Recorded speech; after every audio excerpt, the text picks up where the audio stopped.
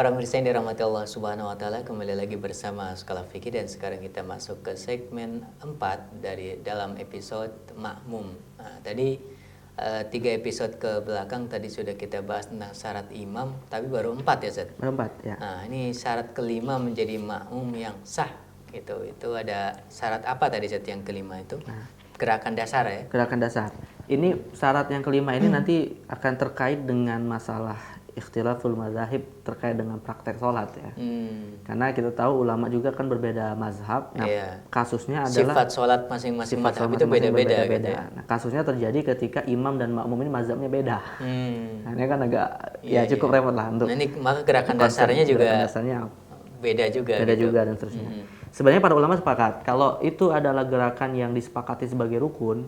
Misalnya disepakati sebagai rukun itu berdiri, ruku, sujud, takbir, kemudian duduk tahiyat akhir. Nah, kalau gerakan ini diikuti oleh imam dan makmum, ya, ulama sepakat kalau terjadi perbedaan tidak sah bermakmum atau sebagai seorang makmum, ya, sholat kepada seorang imam. Harus sama. Gitu. Harus sama untuk gerakan dasar yang tadi disepakati sebagai rukun ini. Karena tartibnya dan urutannya juga harus pas. Harus gitu. pas juga. Nah, dasarnya ya adalah sabda Rasulullah yang cukup panjang, innama ju'ilal imam liyu'tamma bihi fa idza shalla qa'iman fa shallu qiyaman. Kalau imam sholat berdiri harus berdiri makmum. Kecuali kalau tidak mampu ya, nanti ada dispensasi. Fa idza raka'a farka'u, kalau ruku ikut ruku. Fa idza rafa'a farfa'u, kalau tidak ikut i'tidal. Wa idza qala sami Allah liman hamidah faqul rabbana walakal hamdu. Kalau ketika i'tidal membaca tasmi sami Allah liman hamidah, makmum membaca rabbana walakal hamdu tahmid.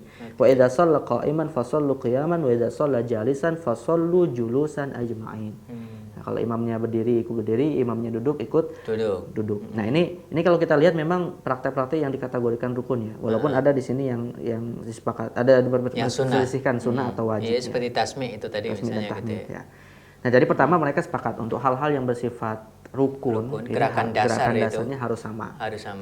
Namun untuk hal-hal yang masih diperselisihkan hukumnya, nah di sini terjadi beberapa kasus yang mungkin perlu kita bahas juga. Pertama, misalnya begini, apakah posisi tangan seorang makmum harus sama dengan imam ketika takbir?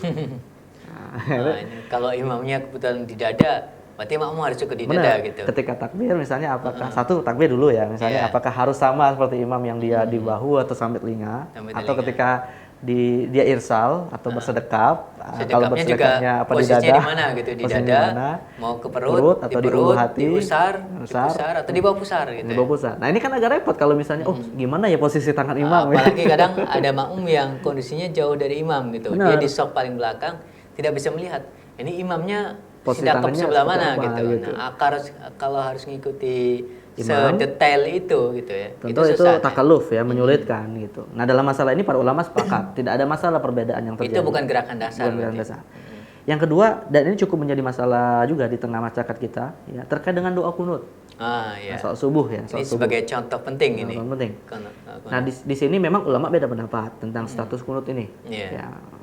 Syafi'i dan Hambali mengatakan kunut itu masyru'. Bahkan Syafi'i menganggapnya sunnah banget. Yang kalau ditinggalkan ada ketentuan sujud sahwi. Hanafi mengatakan bahkan bid'ah, dalam arti tidak dilakukan di dalam sholat. Nah, sekarang pertanyaannya kalau imamnya ini beda mazhab. Imamnya kunut, makmumnya tidak kunut. Yang mengatakan kunut bid'ah misalnya. Dalam kasus seperti ini, para ulama menganggap sah ketika imam membaca kunut, makmumnya diam saja. Asalkan dia tidak langsung sujud ya, misalnya sambil nunggu gitu. Atau sebaliknya, dia tidak mengamini imam. Tidak mengamini imam gitu. Atau sebaliknya, ketika imamnya tidak membaca kunut, makmumnya terbiasa membaca kunut. Nah, asalkan di sini misalnya imamnya memberi waktu yang cukup lama. Misalnya iktidalnya lumayan lama, maka seorang makmum boleh untuk membaca sunnah kunut itu ya. Mazhab yang dia anut gitu. Jadi ini sebenarnya tinggal bagaimana kebijaksanaan kita di dalam menyikapi perbedaan itu. Ini imamnya yang harus cerdas ini. Harus cerdas seperti itu. Sebab makmum kan tinggal ngikuti aja gitu. Tapi ada juga kasus tertentu yang dia sebenarnya tidak termasuk gerakan dasar, namun di sini makmum diwajibkan untuk ikut imam. Apa itu? Misalnya imam membaca membaca ayat tilawah sajadah lalu sujud.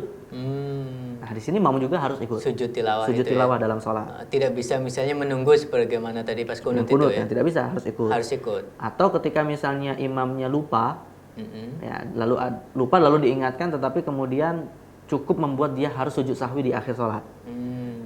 Makmum jangan hanya karena bilang, oh saya kan yang nggak lupa gitu, jadi imam saja yang sujud sahwi. Nggak harus gitu, dia juga harus ikut sujud sahwi. Ya, sebenarnya yang lupa imamnya, tapi makmum karena dia sebagai makmum harus ya ikut sujud sahwi juga, walaupun dia nggak lupa gitu ya. Nah ini. Tetapi kalau terkait dengan bacaan, mungkin kalau tadi semuanya gerakan-gerakan ya. Nah, kalau terkait dengan bacaan, mungkin nanti yang menjadi permasalahan paling besar itu terkait membaca Fatihah. Untuk bacaan yang lain, yang hukumnya sunnah atau bacaan tertentu yang ada dalam riwayat memang memiliki redaksi berbeda, di sini ulama membolehkan untuk berbeda dengan imam. Artinya misalnya seorang imam baca doa iftitahnya Allahu Akbar kabiro, makmumnya Allahumma ba'id baini, itu sah. Itu sah, tidak ada masalah. Tidak harus, Mam, nanti kalau jadi imam harus sama iftitahnya pakai apa gitu ya? Nah, ini tidak harus, ya? Tidak ada keharusan seperti itu. Nah, sedangkan yang tadi saya maksud bahwasanya Fatihah itu menjadi masalah tertentu, ini terkait dengan apakah makmum itu wajib membaca Fatihah. Fatihah atau tidak? Atau tidak ketika dia sebagai makmum gitu ya. Memang ada mazhab tertentu. Ikhtilafnya juga lumayan ini ya. Tapi secara umum ya ada mazhab mengatakan harus, kapan dibaca nanti bebas. Ya. Ada juga yang mengatakan tidak harus seperti Hanafi. Kalau yang mengatakan harus mazhab Syafi'i. Sedangkan yang mengatakan tidak harus adalah mazhab karena itu rukun ya. Hanafi. Nah, sedangkan yang mengatakan agak berbeda Maliki. Kalau jahri tidak harus, kalau sirri baca harus. Karena kalau jahri dia sudah mendengar Fatihahnya imam gitu. Tapi secara umum tadi saya katakan ya, intinya rukun gerakan dasar itu yang rukun harus diikuti, sedangkan hal-hal yang sifatnya sunnah tidak harus sama, kecuali yang memang kelihatannya berbeda sekali seperti sujud tilawah dan sujud sahwi. Ini terkait syarat kelima dari seorang makmum sholat. Itulah 5 syarat menjadi seorang makmum ya, Ustaz. Dari harus mengikuti gerakan dasar, kemudian posisinya harus dalam satu ruang, niat, posisinya juga harus imam itu harus di belakang imam gitu ya. Entah belakangnya itu melalui standar tumit tadi itu ya. Benar, dan niat menjadi imam, niat menjadi makmum itu juga menjadi penting. Itu terkait syarat-syarat makmum. Selesai itu ya? Ya, untuk syarat makmum ada 5 tadi ya. Selanjutnya setelah kita bicara syarat, apalagi yang perlu kita ketahui sebagai seorang makmum? Ada satu kasus penting ya terkait dengan masalah bermakmum ini, yaitu boleh tidak seorang makmum ketika sudah bermakmum kepada imam, dia kemudian membatalkan dirinya untuk menjadi makmum, yang disebut dengan istilah mufarokoh. Oh, maksudnya misah dari jamaah gitu ya? Jadi niatnya itu sudah dirubah untuk tidak lagi menjadi makmum. Ini dia melakukan gerakan-gerakan sendiri gitu ya? Iya, bisa jadi melakukan gerakan sendiri atau betul-betul ya nanti sholatnya nanti gitu. Dia keluar dari sholatnya nanti gitu. Nah, ini yang disebut dengan istilah mufarokoh. Ada 3 hukum yang terkait dengan mufarokoh ini. Dalam arti ada kondisi yang diharamkan, ada yang kondisi dibolehkan. Boleh gitu ya, kita keluar dari sholat, keluar dari imam gitu. Yang paling penting itu kita tahu dulu apa yang menjadi landasan mufarokoh itu. Karena tadi landasan inilah yang menjadikan hukumnya ini bisa berbeda. Bisa haram, bisa boleh, bahkan bisa wajib. Mufarokoh itu tidak satu hukum ya? Tidak satu boleh hukum. Atau tidak boleh? Bisa boleh, bisa haram, bahkan bisa wajib. Bisa wajib. Atau makruh atau apa gitu, tergantung kondisi. Tergantung kondisinya yang menjadi dasar mufarokoh ini. Berarti kurang lebih ada berapa kondisi mufarokoh nanti yang akan kita bahas? Paling tidak hanya 3 saja. 3. Haram, boleh berarti kan bisa memilih ya. Dan yang terakhir wajib. Harus mufarokoh. Mau tidak mau gitu ya. Ya. Harus misah dari imam. Ini terkait dengan mufarokoh. Nah, sekarang kita mulai dibahas. Mufarokoh. Jadi, kalau secara bahasa maknanya apa itu mufarokoh? Mufarokoh secara bahasa ya dari asal kata faroko yufariku mufarokatan. Ya artinya berpisah gitu, artinya berpisah. Yang dimaksud berpisah di sini adalah seorang makmum yang memang melepaskan diri dari imam dalam sholat berjamaah. Di tengah-tengah imam sedang sholat gitu. Jadi niat awalnya memang sudah bermakmum. Nah, tiba-tiba melihat ada kondisi tertentu dalam praktek sholat bersama ini atau berjamaah ini, tiba-tiba kemudian dia harus membatalkan sholat atau bagaimana gitu ya. Nah, seperti itu. Nah, ini yang disebut dengan mufarokoh.